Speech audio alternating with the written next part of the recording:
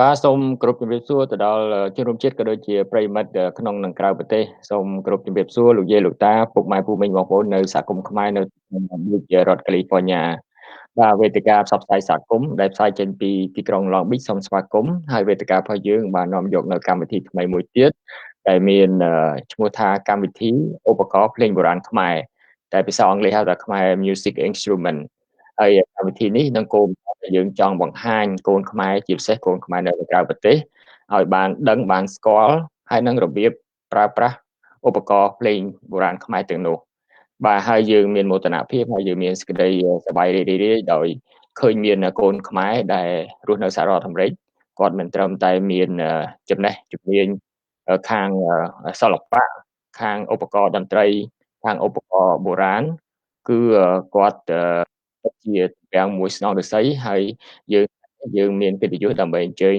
គាត់ដើម្បីចូលរួមក្នុងកម្មវិធីរបស់យើងហើយគាត់នឹងព្យាយាមធ្វើអ្វីដែលអាចធ្វើបានដើម្បីជួយចែករំលែកនៅចំណេះដឹងអ្វីដែលគាត់មានដើម្បីជួយជូនទៅដល់កូនខ្មែរជាពិសេសកូនខ្មែររស់នៅក្រៅប្រទេសតែម្ដងបាទអញ្ចឹងចង់ដឹងថាគាត់ជាតាណាខ្ញុំសូមការអនុញ្ញាតដើម្បីអញ្ជើញគាត់ឡើងមកកាន់វេទិការបស់យើងបាទ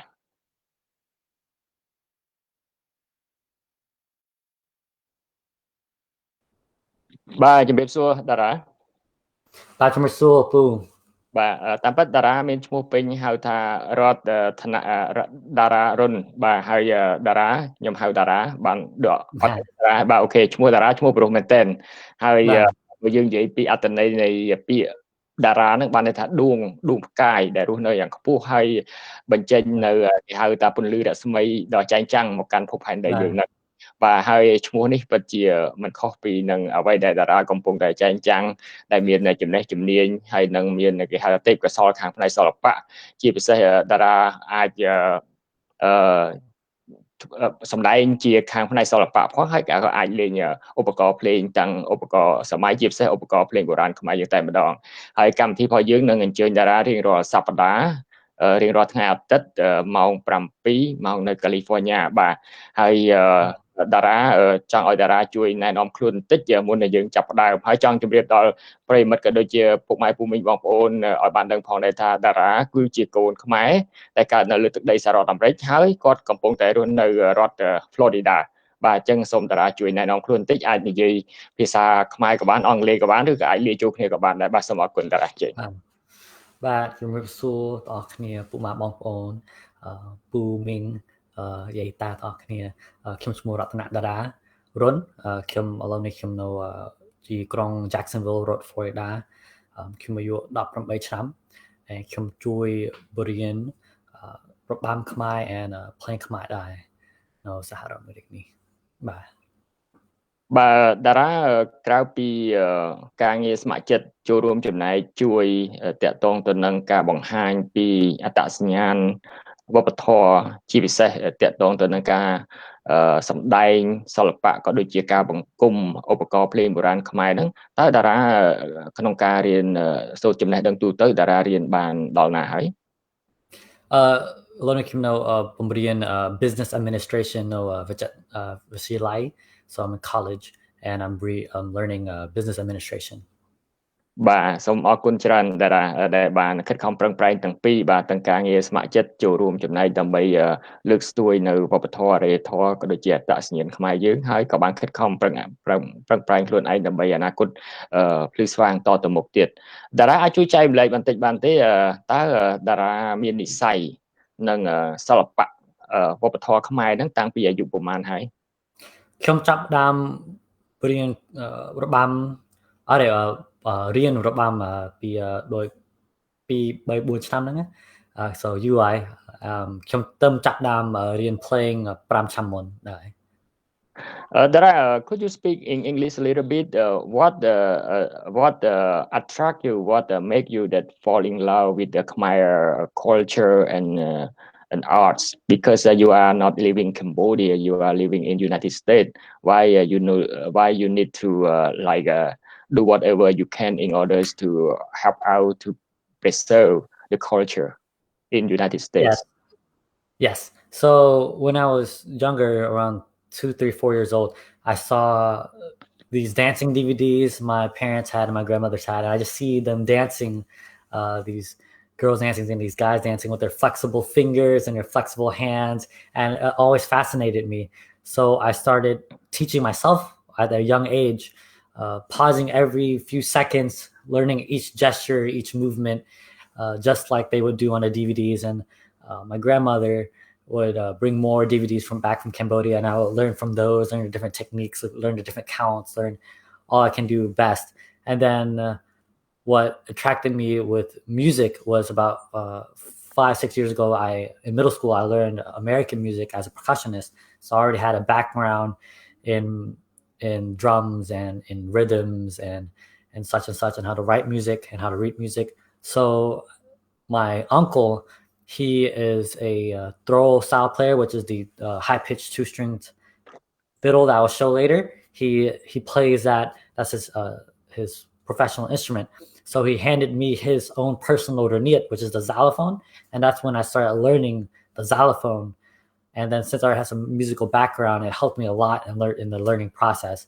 So, and then I just continue learning by ear through listening to songs on YouTube or DVDs or such and such like before. So mostly self-taught, but I also have teachers along the way from Cambodia or here in the States to help me with the little techniques and the little songs or the harder songs around the process.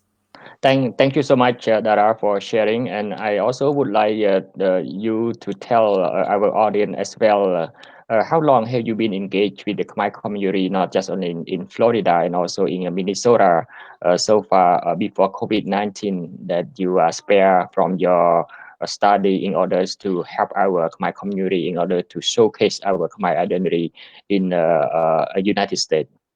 Yeah. So I say I've always been a part of the Khmer community here in Jacksonville throughout my life. Everyone always seen me like, that's the little kid I used to dance, or everybody knows my face, but even though I won't know them per se. So I'd say I'm pretty a prominent member just because of how much I just keep going. When I'm young, I still showcase dance and music. And a few years ago, I worked with an organization in Minnesota called I Care, and they help promote, preserve, and protect the Khmer heritage and legacy. And they sponsored me to go at an event called Festival of Nations in 2018. And they also sponsored me an event here they held here in 2016. And I just love working with other organizations around the States so I can help pass on what I know to the communities over there. It doesn't matter where it is, either it's in Georgia or Massachusetts or California as well, or Minnesota. Yeah, I learned that you are not just only a performer with the art and also the Khmer music instrument, and also you like pass on by providing class for Khmer traditional dancing as well. Could you tell us a little bit regarding your class before COVID-19? So right now we obviously don't hold any in-person classes because of COVID-19, but before we had younger students learn, just the basic stretches and basic dances such as like Bopaloke or one of the beginner dances, and then we have another class for the older teens and adults, and that would be like all the folk dances and the classical dances as well. But currently I don't hold any virtual dance classes as well. Okay.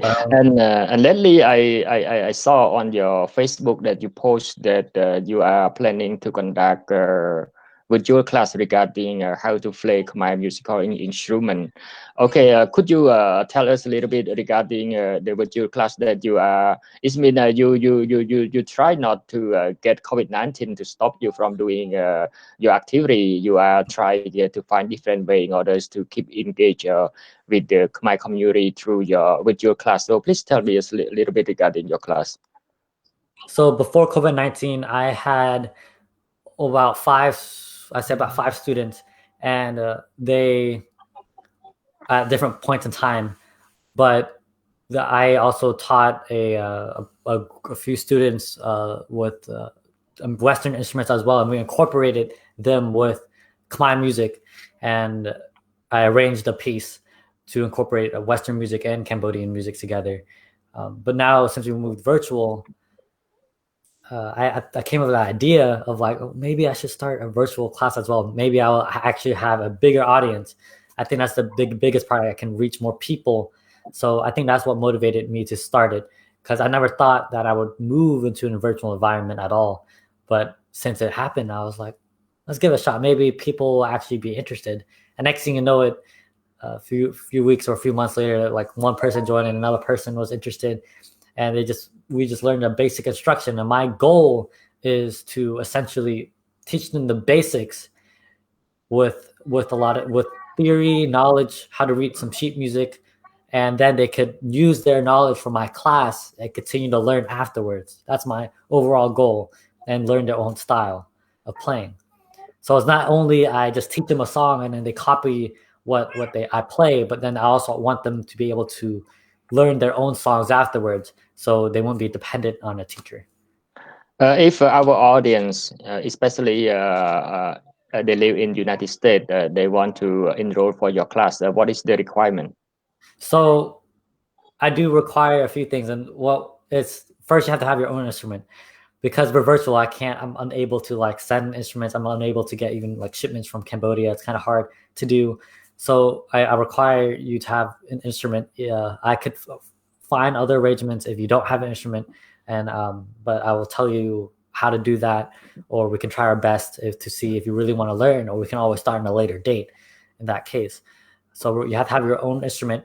2, I recommend that you're the age of at least 10 years old, but I will allow younger, like 9, 8, 7 years old as well. I just want to have that recommendation just to make it a little easier, since it is a virtual environment. And other than that, I don't think that's it. We just have every Sunday is my guaranteed day, and then I'm very flexible, so we can hold our lessons on a weekday, maybe in the evenings or Saturdays as well. Just have to communicate clearly. And then another goal, not just only to teach them music, but also if they're younger or older, I always like to throw in a few life lessons in there, and a few of my ideas and perspectives as well. Yeah, thank you so much, Dara. This is the free of charge class, right?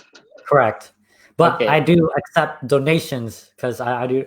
I was like, well, do you accept? Well, is there anything I can give you? Somebody else, I was like, oh, well, you don't have to give me anything. I just want to pass it forward and pass over whatever knowledge I can give to you. But then I was like, you should just take it. And I was like, okay, well, then I'll accept donations if you guys offer donations. For instance, if like parents or someone, even those in Khmer, in Cambodia, and also in United States or in other countries, they would like to contribute like financially, how do they contribute to you? Well, right now I don't have any like special page or anything set up like that, but you can message me on my Facebook page, Run, N-A-K, Run, R-U-N, and then you can just send me a message and I'll send you my Venmo or Cash App or PayPal account, and we can exchange information that way. Thank you very much, Dara, for sharing this wonderful news. Hopefully, there is a good start. You not keep yourself quiet, but you keep yourself busy. And also our broadcasting platform would like to take this opportunity to say thank you for your accepting our request to help you on a weekly basis in order to come to show and also to instruct how to play Khmer music instrument. Okay, so let's get it started, Dara. So so what kind of instrument that you would like to show or to play for today?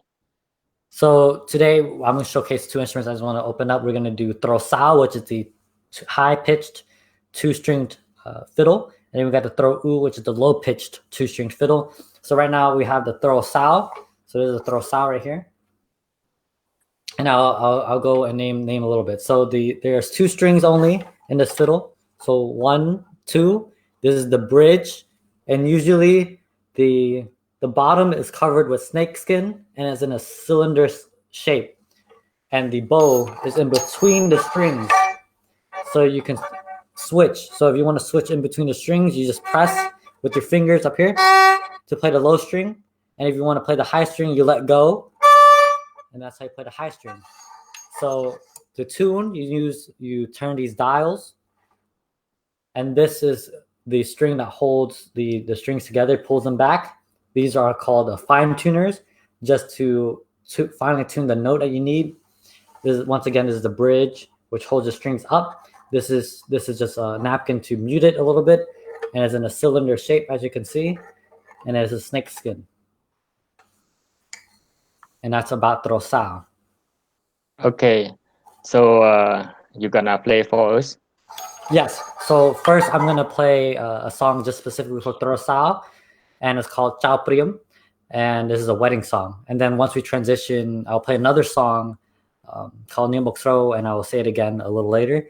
And then I'll play that same song on the TRO OU so you can hear the difference in sounds.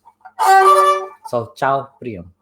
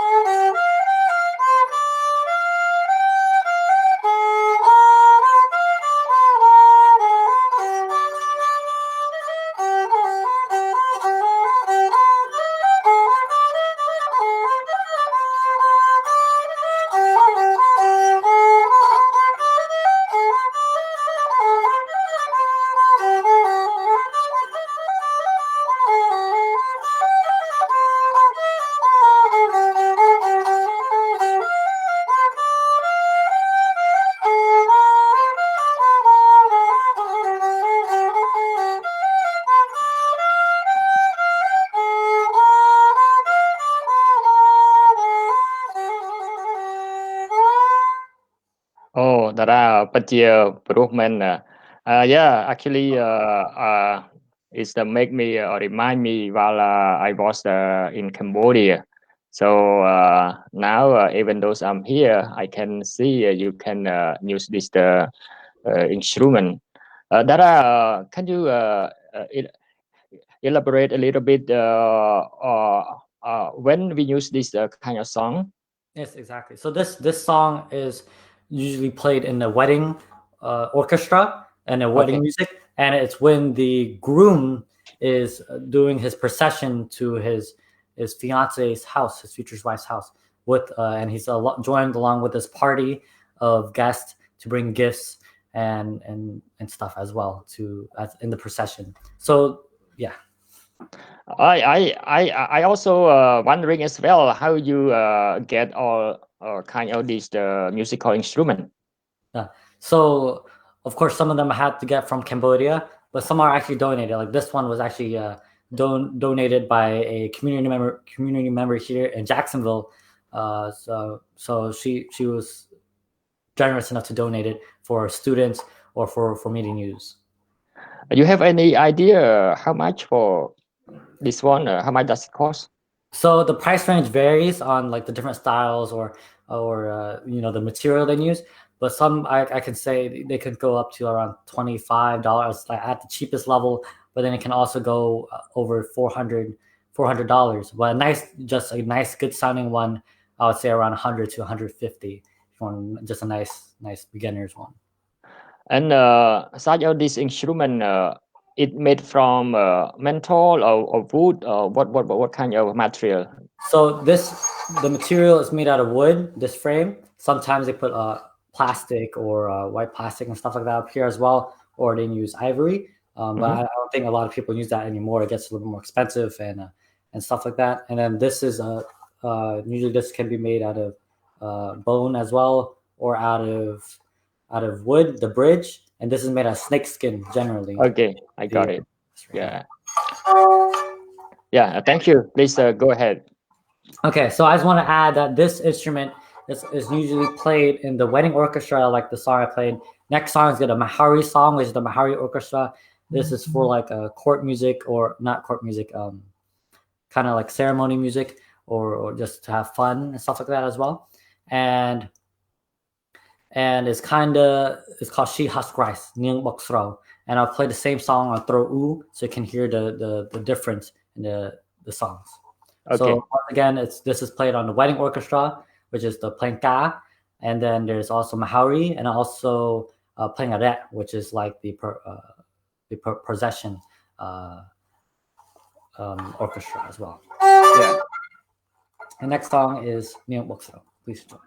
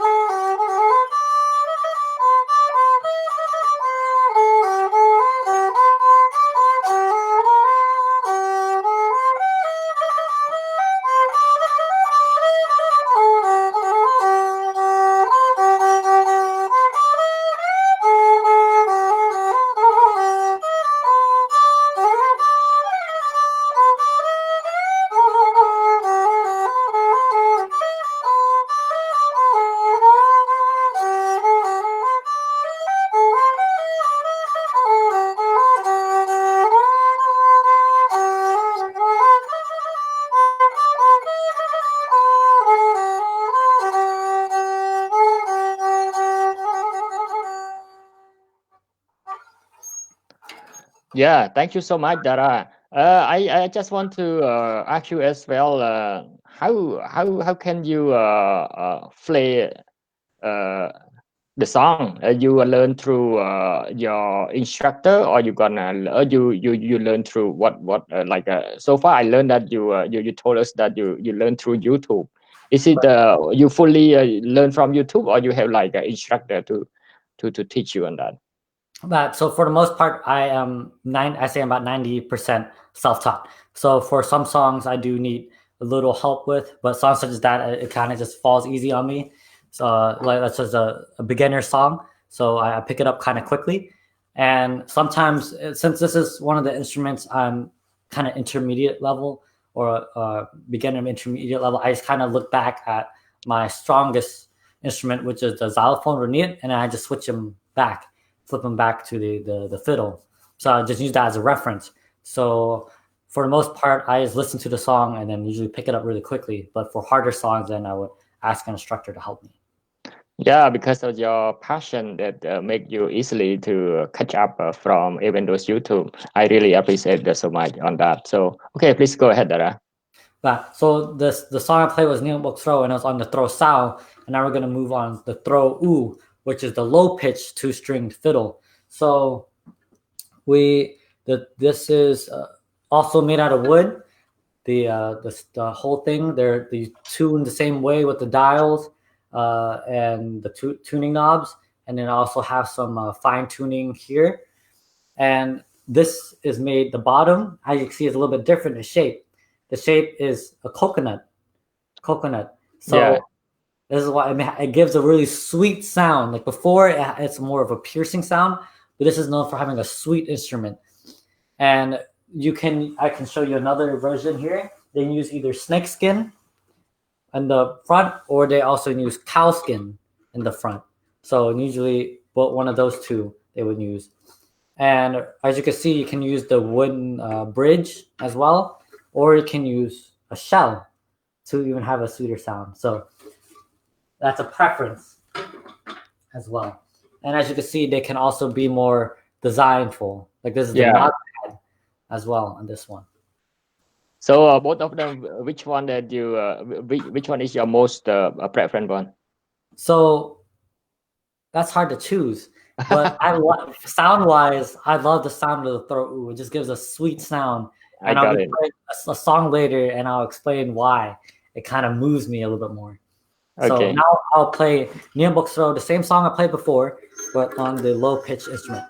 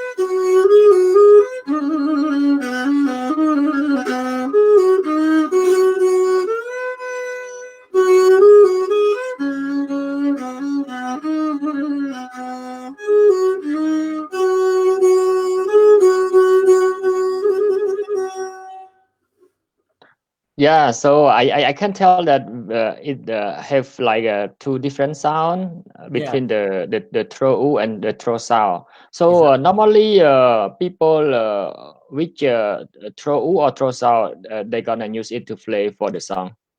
So usually if there's like instrumentation, so instrumentation is why you have to sacrifice some instruments if there's not enough players, we would use the TRO SOR first, and then TRO OU is like a secondary optional instrument. But when you have a full ensemble, it brings everything together a little bit more. It's like having a lead guitar and then a bass. So that's I got it.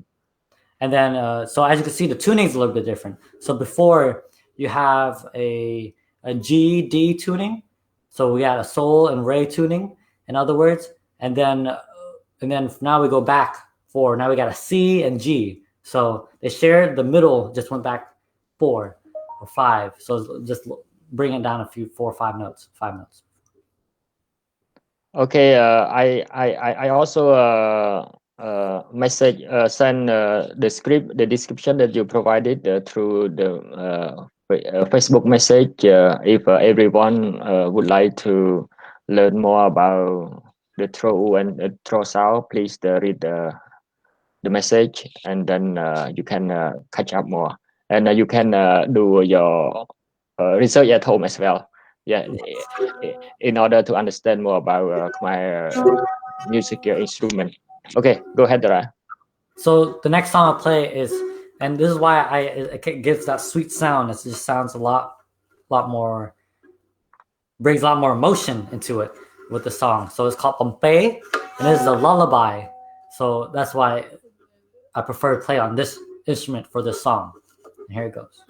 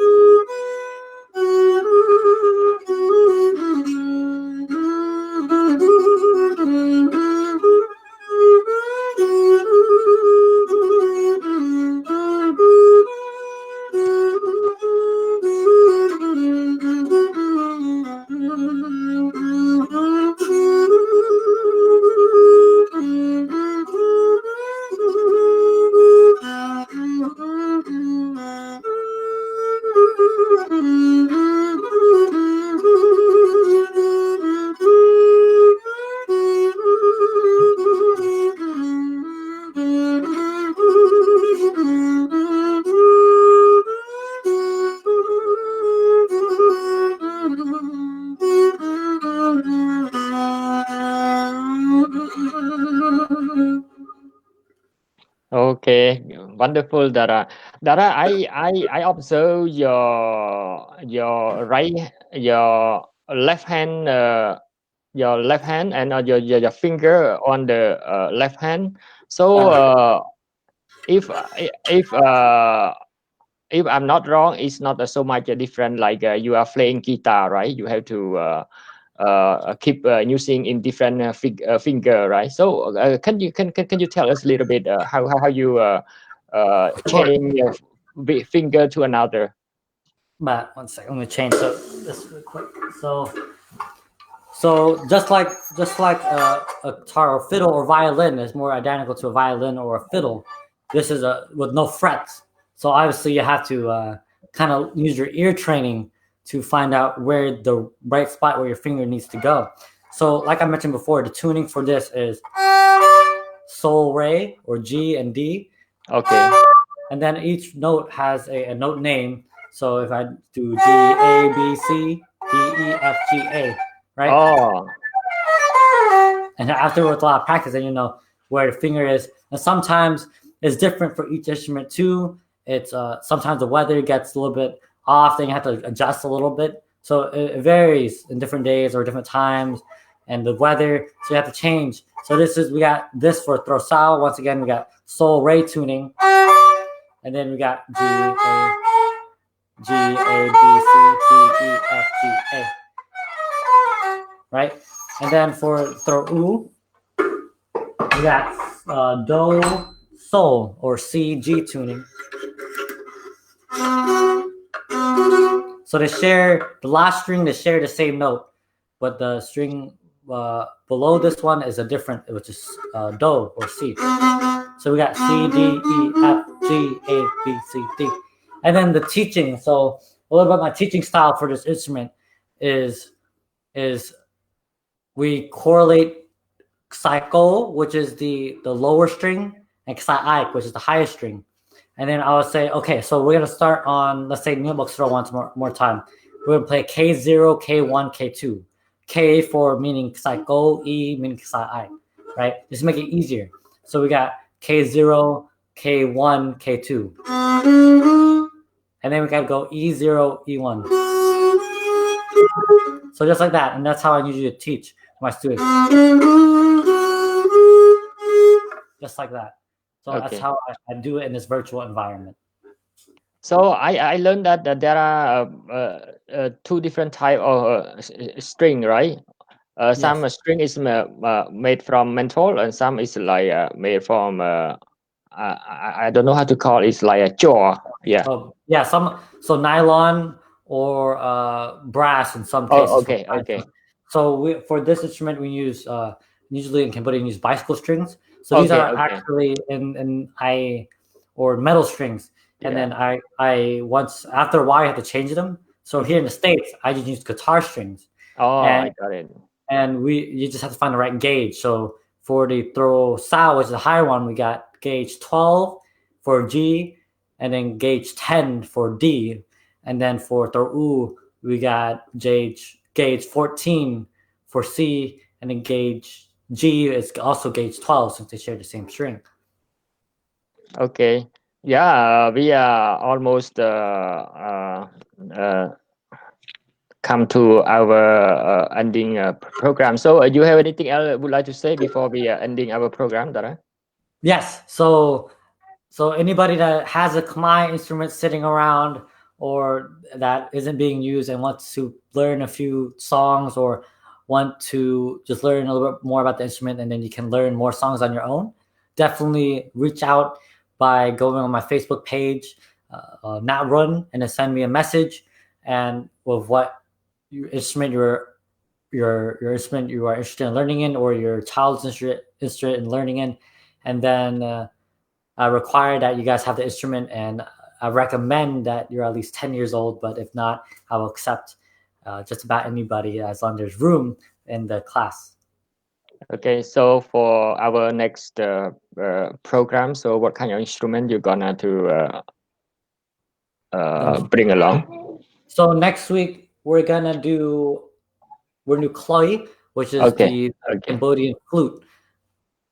Okay, so thank you so much, Dara, for your time. I think for the today program we learned two different TRO. One is TRO OU and another one is TRO SOR. And I really appreciate so much that you not just only know how to play it, and also you can provide instruction for this as well. So thank you, Dara, and thank you everyone for watching our program. So see you next Sunday at the same time. Okay, bye.